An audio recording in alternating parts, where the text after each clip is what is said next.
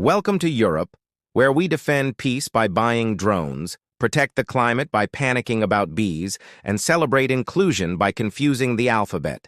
Let's break down this week's glorious mess, shall we? First up, defense. The EU wants to build a drone wall to defend against enemy drones. It's a brilliant plan, really. What happens when our drones inevitably collide with their drones mid-air is still a bit fuzzy. And when one of our high-tech drones escapes from a test base? Well, that's obviously Russian espionage.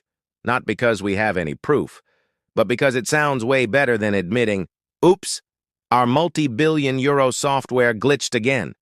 Classic Brussels. Next, the Mediterranean Pact. The EU is busy drafting a new agreement with countries around the Mediterranean. Officially, it's about trade, energy, and migration. Unofficially, it looks like Brussels is trying to make the entire sea an EU member state. Get ready for Europe Land and Sea Edition, featuring sunscreen diplomacy and intense negotiations held on beach chairs. I can already see the summit photos. Now let's talk money, or the lack of it. France is in a bit of a political and financial meltdown, and the rest of Europe is politely following suit, because that's what neighbors do. We're desperately trying to keep whatever's left in the EU budget away from America so we can proudly go bankrupt on our own terms.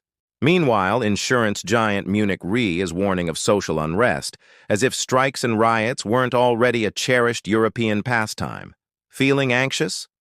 Good, because the climate change fear campaign just got a sequel, the bee apocalypse. Apparently, wild pollinators are dying out. The bee is the new polar bear, just with less fluff and a lot more sting. Soon, Brussels will warn us that if we don't immediately pass a new EU bee directive, our zucchinis will collapse from emotional distress. Moving on to travel. The EU is now digitally registering all non-EU visitors. No more charming passport stamps, just cold, hard scans. It's one small step for border control, one giant leap toward a future where your phone buzzes with, "Your European travel score has been downgraded. Enjoy your vacation, but it's not all doom and gloom. Ireland will host Euro Pride in 2028.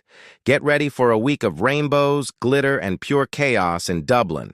It'll be a beautiful blend of a parade, an election, and a fashion riot. The EU is so thrilled. They're considering funding extra alphabets because nobody's quite sure what half the letters in LGBTQI+ stand for anymore, but we support them all. And finally, culture.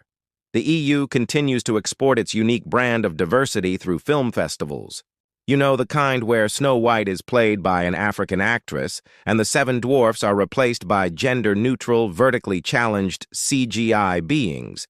Because a story is only truly diverse when absolutely no one can relate to it anymore. And that's Europe this week, a continent brimming with plans, pride, and panic. So, which of these progressive steps makes you feel the most secure about our future? Let me know in the comments.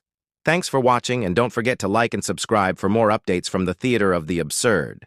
See you next time.